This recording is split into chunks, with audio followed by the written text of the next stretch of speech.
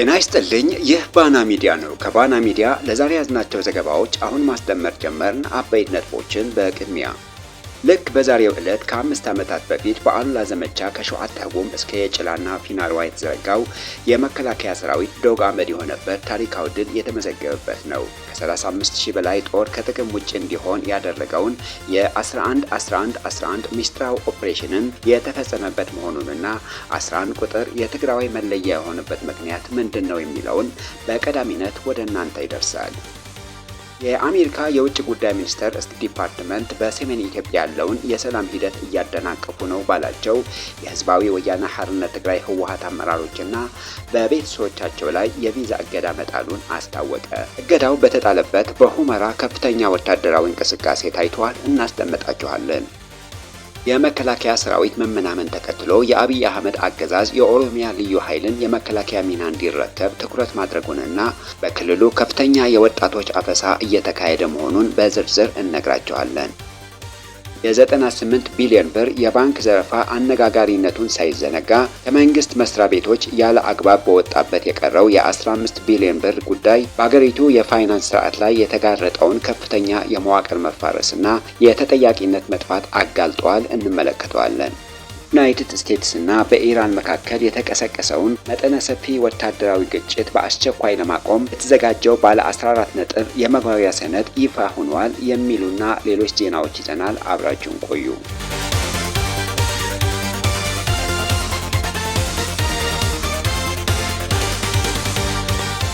ልክ በዛሬው ዕለት ከ5 ዓመታት በፊት በአሉላ ዘመቻ ከሸዋት ተጉም እስከ የጭላና ፊናርዋ የተዘረጋው የመከላከያ ሰራዊት ዶግ አመድ የሆነበት ታሪካዊ ድል የተመዘገበበት ነው። ከ35000 በላይ ጦር ከጥቅም ውጪ እንዲሆን ያደረገውን የ11-11-11 ሚስጥራዊ ኦፕሬሽንን የተፈጸመበት መሆኑን በታሪክ ሰፍሮ ይገኛል። በታሪክ መዝገብ ውስጥ እጅግ አሰቃቂና አውዳሚ ከተባሉ ጦርነቶች የአብይ አህመድ አገዛዝ በ2013 ዓ.ም በትግራይ ህዝብ ላይ የከፈተው ጦርነት ነው። የትግራይ ኃይሎች በበርካታ ግንባሮች በተከፈተባቸው የተቀናጀ ጥቃትና በዘመናዊ ድሮን የታገዘ የበላይነት ምክንያት ህልውናቸውን ለማስቀጠል በትግራይ ቆላማ አካባቢዎች ተገድበው እንዲንቀሳቀሱ ተደርጎ የነበረበት ወቅት ነበር። የትግራይ ሰማይ በጦርነት ደመናና ጨለማ ተውጦ በነበረበት በዚያ ወቅት በተንቤን ገደላማና ተራራማ ቦታዎች የተጠለሉ የትግራይ ወጣቶች ግን ተስፋ ባለመቁረጥ አዲስ የትግል ስልት ይቀይሱ ነበር። በወቅቱ የበላይነት የያዙ እነ ጀነራል ባጫ ደበሌ የትግራይ ኃይል ሙሉ በሙሉ መደምሰሱንና ዳግም መነሳት እንደማይችል ሲገልጹ፣ የጁንታው ኃይል መበታተኑንና የትግራይ ሰራዊት ከዚህ በኋላ ወደ መቀለ ዝር እንዳይል ተደርጎ በሩ መቆለፉና መከርቸሙን በልበ ሙሉነት ተናግረው ነበር። ፊልድ ማርሻል ብርሃኑ ጁላ በበኩላቸው የትግራይ ሰራዊት የኃይል አደረጃጀት በማንኳሰስ ጦርነቱ በተሳካ ሁኔታ መጠናቀቁንና የቀረውን ኃይል ለደህንነት ስጋት የማይሆን የተበተነ ቡድን መሆኑን በተደጋጋሚ በቴሌቪዥን መስኮት አብስረዋል። ነገር ግን በእቅድ ለወራት ሲዘጋጅ የነበረው የትግራይ ኃይል የጠላትን ግምት እንጠርጦስ የከተተ ታሪካዊ ውሳኔ አስተላለፈ።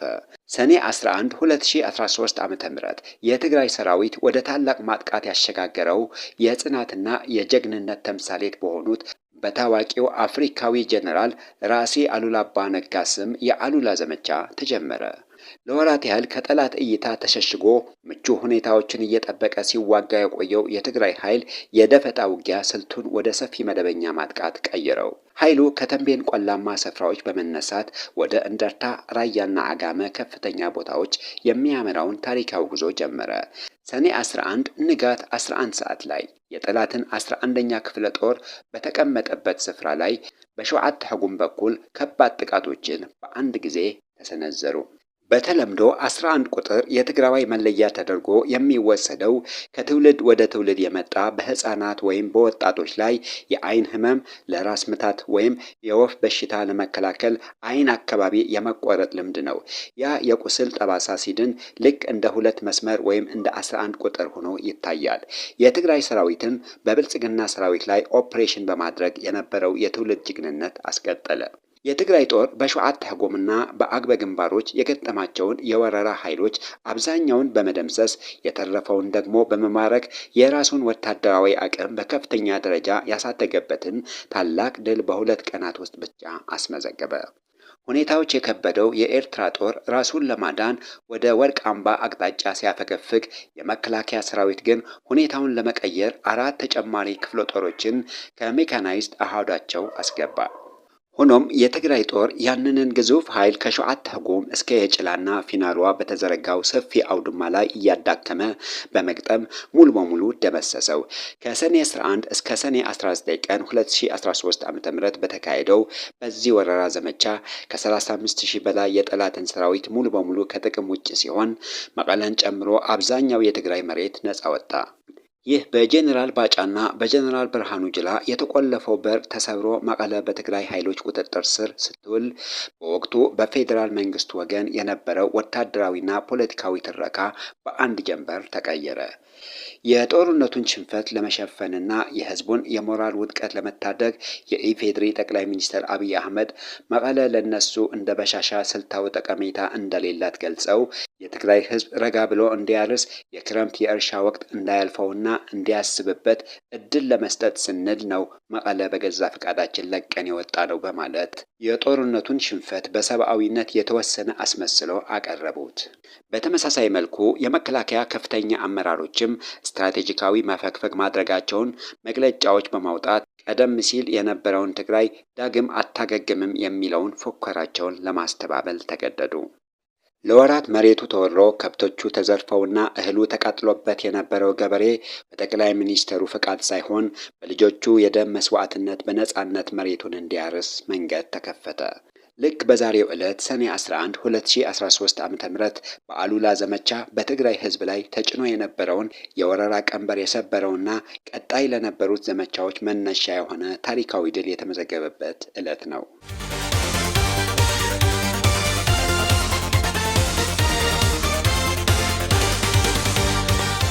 የአሜሪካ የውጭ ጉዳይ ሚኒስቴር ስቴት ዲፓርትመንት በሰሜን ኢትዮጵያ ያለውን የሰላም ሂደት እያደናቀፉ ነው ባላቸው የህዝባዊ ወያነ ሓርነት ትግራይ ህወሓት አመራሮችና በቤተሰቦቻቸው ላይ የቪዛ ገደብ መጣሉን አስታወቀ።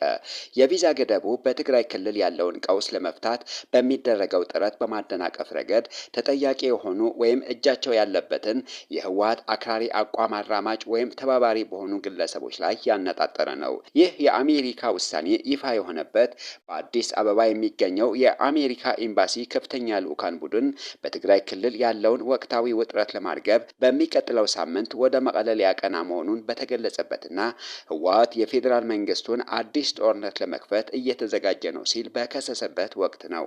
የአሜሪካ ውጭ ጉዳይ ሚኒስትር ማርኮ ሩቢዮ ማዕቀቡን የጣሉት በኢሚግሬሽንና ዜግነት አዋጅ በተሰጣቸው ስልጣን መሰረት መሆኑን የጠቀሰው መግለጫው በህወሓት ውስጥ ባሉ አመራሮችና በኢትዮጵያ መንግስት መካከል ያለውን ውጥረት በሰሜን ኢትዮጵያ ዳግም ግጭት ሊቀሰቀስና የጠቅላላውን ቀጠና ሰላምና ደህንነት ሊናጋ እንደሚችል ስጋቱን ገልጸዋል። በተለይም በዘንድሮ ዓመት መጀመሪያ ላይ በትግራይ የጸጥታ ኃይሎችና በኢትዮጵያ መከላከያ ሰራዊት መካከል ቀጥተኛ ግጭት ተፈጥሮ እንደነበር አስታውቀዋል። አሜሪካ ባወጣችው መግለጫ በመላው ኢትዮጵያ ያለውን የሰላም እጦት በተለይም በአማራ፣ ኦሮሚያና ቤንሻንጉል ያለውን ውጊያ ከመጥቀስ ተቆጥባለች። በሰኔ ወር መጀመሪያ ላይ የአብይ አህመድ አገዛዝ በትግራይ ኃይሎች ላይ የፈጸመውን የድሮን ጥቃት አልጠቀሰችም።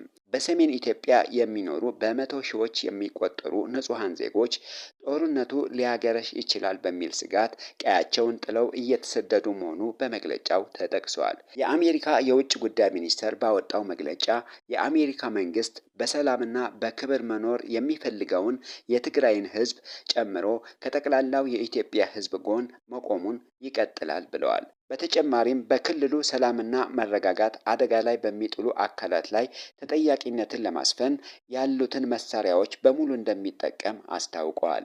እገዳው የተጣለባቸው የህወሓት አመራሮች እነማን እንደሆኑ ስማቸው በይፋ ያልገለጸ ቢሆንም ውሳኔው ግን አመራሮችን ብቻ ሳይሆን የቅርብ የቤተሰብ አባሎቻቸውን ጭምር የሚያካትት መሆኑን ታውቋል። ማዕቀቡ ከመጣሉ አንድ ቀን አስቀድሞ ሰኔ 15 በተከበረው 38ኛው የሰማዕታት ቀን ምክንያት በማድረግ ቃል በተግባር በሚል መሪ ቃል በተካሄደ የውይይት መድረክ ላይ የክልሉ ከፍተኛ አመራር የሆኑት አምባሳደር ዶክተር አዲስ አለም ባሌማ በዲፕሎማሲው ረገድ የተሻለ ስራ እየተሰራ መሆኑን ገልጸው ነበር። አምባሳደሩ ባደረጉት ንግግር በአንድ ሀገር ስር እንደ ክልል ሆኖ የሚደረግ ዲፕሎማሲ ፈታኝ ቢሆንም የህዝብን ተጠቃሚነት ለማረጋገጥና ህዝብን ከውስብ ከውስብስብ አደጋዎች ለማውጣት ሌት ተቀን እየተሰራ መሆኑን ገልጸዋል። ዲፕሎማሲ ያለ ጉልበት ተሰሚነት የለውም ያሉት አምባሳደር አዲስ ዓለም ያ ዋናው ጉልበት ደግሞ የህዝብ አንድነት መሆኑንና በዚህም የህዝብን ጥቅም በሰላምና በውይይት ለማረጋገጥ እየተሰራ እንደሚገኝ ማስገንዘባቸው አይዘነጋም። አሜሪካ በህወሓት አመራሮች የቪዛ ማዕቀቡ በጣለችበት በምዕራብ ትግራይ ከፍተኛ የሰራዊት እንቅስቃሴ እየተደረገ መሆኑን ሰምተናል። የአብይ አህመድ አገዛዝ በባዕኸር የነበረው የመከላከያ ሰራዊት ሰኔ 10 2018 ዓ.ም ጀምሮ ወደ አደባይ ማንቀሳቀሱን ሰምተናል።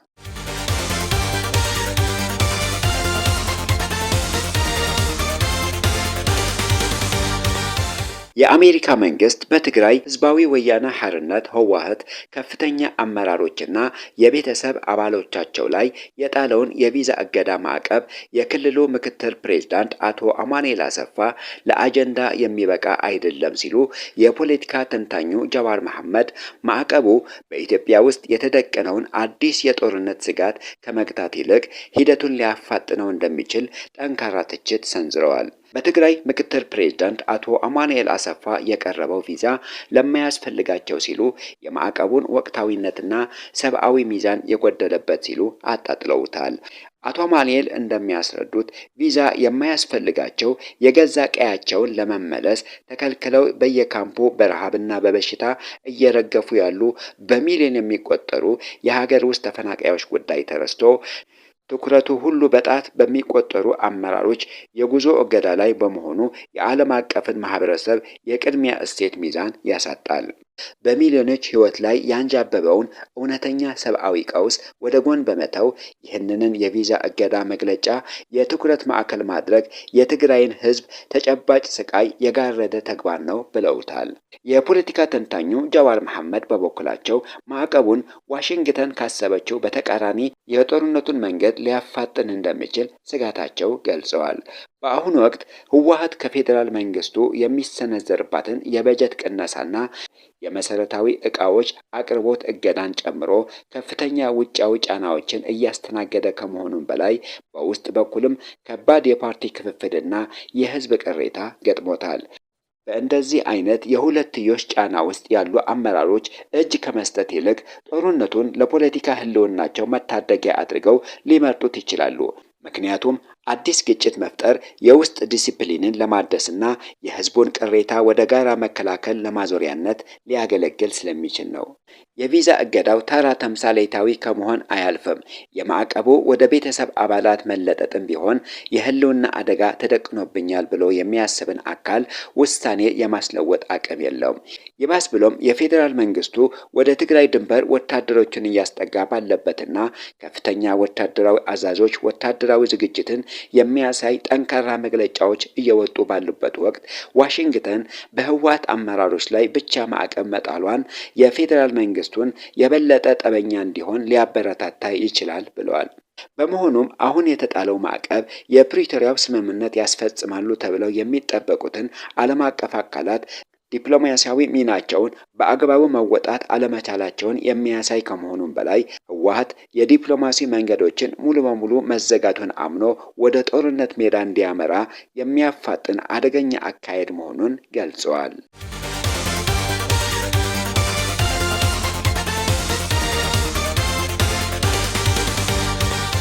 የመከላከያ ሰራዊት መመናመንን ተከትሎ የአብይ አህመድ አገዛዝ ወደ ኦሮሚያ ልዩ ኃይል ትኩረት ማድረጉንና በክልሉ ከፍተኛ የወጣቶች አፈሳ እየተካሄደ መሆኑን ሰምተናል። የጠቅላይ ሚኒስትር አብይ አህመድ አገዛዝ የመከላከያ ሰራዊቱን በየጊዜው እየተመናመነና ወታደሮቹ እየከዱት መምጣታቸውን ተከትሎ የኦሮሚያ ልዩ ኃይልን መልሶ ለማደራጀትና ለማጠናከር ልዩ ትኩረት ሰጥቶ እየሰራ መሆኑን ተገለጸ። ከዚህ ጋር ተያይዞም በክልሉ ኃይሉን ለማጠናከር ሰፊ የወጣቶች አፈሳ እየተካሄደ መሆኑን ታውቋል። ከውስጥ ምንጮችና ከአካባቢው ነዋሪዎች የተገኙ መረጃዎች እንደሚያመለክቱት በኢፌድሪ መከላከያ ሰራዊት ውስጥ ስር የሰደደ የሙስና የብሔረሰብ አድሎና የጥቅማጥቅም ክፍፍል ከፍተኛ ልዩነትን ፈጥረዋል።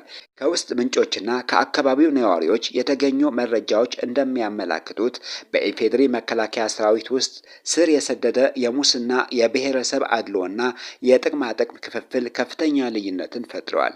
ይህ በሰራዊቱ አባላት መካከል የተፈጠረውን ጥልቅ ቅሬታ መከፋፈል በርካታ ወታደሮች መዋቅሩን ጥለው እንዲወጡና እንዲክዱ ምክንያት መሆኑን ተመልክቷል። በዚህም ክስተት ክፉኛ የተደናገጠውና የፌዴራል መከላከያ ሰራዊቱን ሙሉ በሙሉ ማመን የተሳነው የአብይ አህመድ አገዛዝ ስልጣኑን ለማስቀጠል ዋስትና የሚሆነውን የኦሮሚያ ልዩ ኃይል የመከላከያ ሚና እንዲረከብ በከፍተኛ ደረጃ መገንባት ዋነኛ አማራጭ አድርጎታል። ይህ የክልል ልዩ ኃይል በአጭር ጊዜ ውስጥ ለማጠናከር መንግስት በኦሮሚያ ክልል ውስጥ አስገዳጅ እርምጃዎችን እየወሰደ መሆኑን ታውቋል።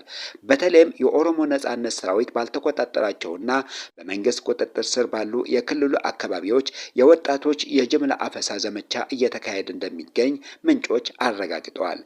ከተለያዩ አካባቢዎች የተገኙ ዘገባዎች እንደሚያሳዩት ወጣቶች ያለፍላጎታቸው ከመንገድ ከስራ ቦታና ከመኖሪያ ቤታቸው እየታፈሱ ወደ ወታደራዊ ማሰልጠኛ ካምፖች እንዲገቡ እየተደረገ ነው።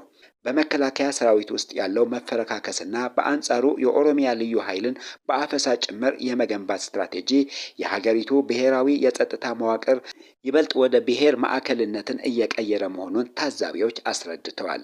ይህ በመንግስት መዋቅር ውስጥ ያለውን አለመተማመን ከማሳየቱም በላይ በሀገሪቱ እየተባባሰ የመጣውን የጸጥታ ቀውስ ይበልጥ ሊያወሳስበው እንደሚችል ስጋቶች እየተደመጡ ነው። ይህ በመንግስት መዋቅር ውስጥ ያለውን አለመተማመን ከማሳየቱም በላይ በሀገሪቱ እየተባባሰ የመጣውን የጸጥታ ቀውስ ይበልጥ ሊያወሳስበው እንደሚችል ስጋቶች እየተደመጡ ነው። አገዛዙ የኦሮሚያ ልዩ ኃይልን ግንባታ ሕግ ለማስከበርና መረጋጋትን ለመፍጠር የሚደረግ ጥረት አድርጎ ቢያቀርበውም ከጀርባ ያለውን የሰራዊቱ መፈረካከስና በወጣቶች ላይ እየተፈጸመ ያለውን አስገዳጅ አፈሳ ግን የሁኔታውን አሳሳቢነት ቁልጭ አድርጎ የሚያሳይ ነው ተብሏል።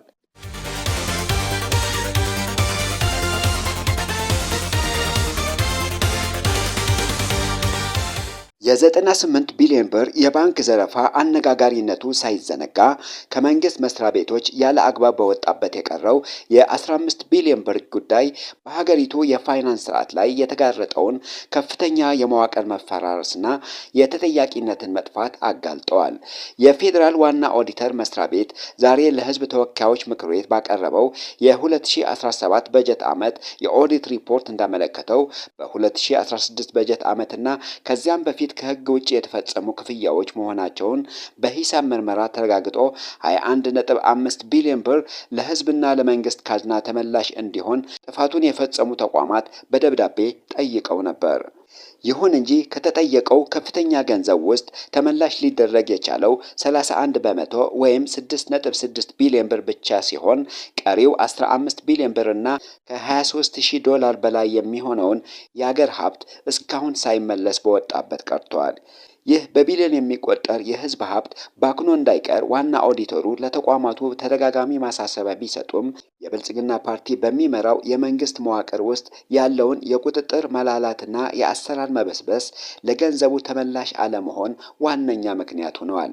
ሪፖርቱ በግልጽ እንደሚያሳየው ከህግ ውጭ የተከፈሉና መመለስ ያለባቸው እነዚህ የህዝብ ሀብቶች በአብዛኛው የተመዘገቡት ሀገሪቱ ገቢ ታገኝባቸዋለች ተብለው በታመኑበት በጉምሩክና የገቢዎች ቅርንጫፍ ጽሕፈት ቤቶች እንዲሁም በትውልድ መቅረጫ ከፍተኛ የትምህርት ተቋማት ውስጥ ነው።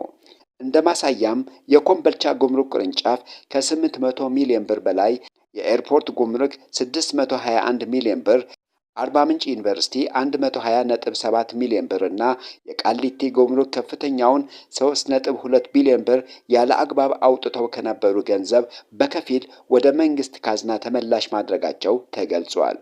ሆኖም የተወሰኑ ተቋማት ከ32 እስከ 99 በመቶ የሚሆነውን ገንዘብ ቢመልሱም አሁንም ወደ 15 ቢሊዮን ብር የሚጠጋውን ገንዘብ በተጠያቂነት እጥረት ምክንያት ተመላሽ ሳይሆን ቀርቷል ተብሏል።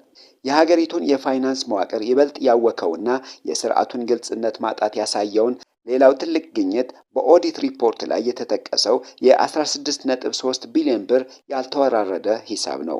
በ138 የመንግስት መስሪያ ቤቶችና በ18 ቅርንጫፎች ውስጥ በወቅቱ ያልተወራረደው ይህ የ16.3 ቢሊዮን ብር ሂሳብ ለሙስናና ለስርቆት የተመቸ አረንጓዴ መብራት የከፈተ መዝረክረክ ነው።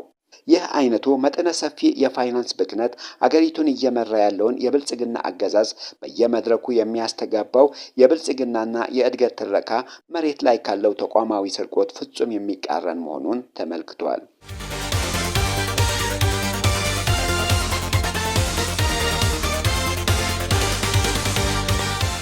በዩናይትድ ስቴትስ እና በኢራን መካከል የተቀሰቀሰውን መጠነ ሰፊ ወታደራዊ ግጭት በአስቸኳይ ለማስቆም የተዘጋጀው ባለ 14 ነጥብ የመግባቢያ ሰነድ ይፋ ሆኗል። አንድ ከፍተኛ የአሜሪካ መንግስት ባለስልጣን ለጋዜጠኞች በሰጡት መግለጫ በፕሬዝዳንት ዶናልድ ትራምፕ አስተዳደር የተዘጋጀውና መጪው አርብ በይፋ ይፈረማል የተባለው ይህ ስምምነት በሁለቱ ሀገራት መካከል የተደረገውን የመጀመሪያ ደረጃ ዲጂታል ፊርማ ያካተተ መሆኑን አስታውቀዋል። ምንም እንኳ የኢራን ወገን እስካሁን የሰነዱን ይዘት በይፋ ባያረጋግጥም ይፋ የሆነው መረጃ ግን እስካሁን ከተደረጉ የሰላም ጥረቶች ሁሉ እጅግ ግልጽና ወሳኝ እርምጃ መሆኑን ተገልጿል። ይህ ስምምነት ተግባራዊ መሆን ሲጀምር በሁለቱ ግንባሮች በተለይም በሊባኖስ ላይ እየተካሄደ ያለው ወታደራዊ ዘመቻ ወዲያውንና በዘላቂነት የሚያስቆም ሲሆን ሁለቱም ሀገራት የሌላኛውን ሉዓላዊነትና የግዛት አንድነት ለማክበር እንዲሁም በውስጥ ጉዳይ ጣልቃ ላለመግባት ቃል የሚገቡበት ነው።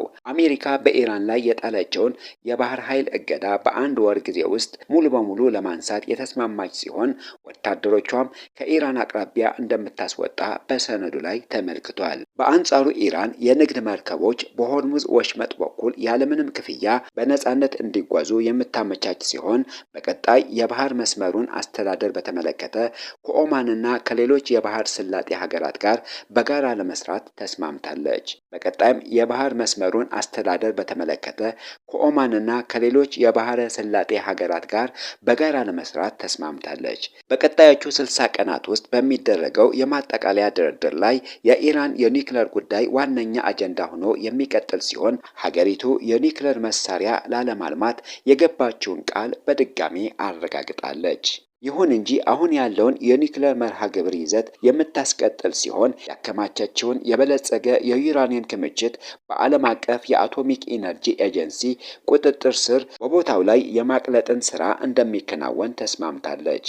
በዚህ የሽግግር ወቅት አሜሪካ አዳዲስ ማዕቀቦችን ከመጣል የምትቆጠብ ሲሆን በቀጣይ ላይ ተጨማሪ የጦር ኃይልን እንደምታሰማራ ታውቋል። ይህ ስምምነት ለኢራን ከፍተኛ የኢኮኖሚ መተንፈሻ እንደሚሆን የተገመተ ሲሆን ስምምነቱ እንደተፈራረመ ወዲያውኑ የአሜሪካ የግምጃ ቤት ሚኒስቴር ኢራን ድፍድፍ ነዳጅ እንድትልክ እንዲሁም የባንክና የኢንሹራንስ አገልግሎቶችን እንድታገኝ ልዩ ፍቃድ ይሰጣታል። በተጨማሪም በአሜሪካ የታገዱ የኢራንን ማዕከላዊ ባንክ በቢሊዮኖች የሚቆጠሩ ንብረቶችን ሙሉ በሙሉ ጥቅም ላይ እንዲውሉ የሚያደርግ ሲሆን አሜሪካ ከቀጠናዊ አጋሮቿ ጋር በመተባበር ለኢራን መልሶ ግንባታና የኢኮኖሚ ልማት የሚውል ቢያንስ $300 ቢሊዮን የሚያወጣ እቅድ አዘጋጅታለች።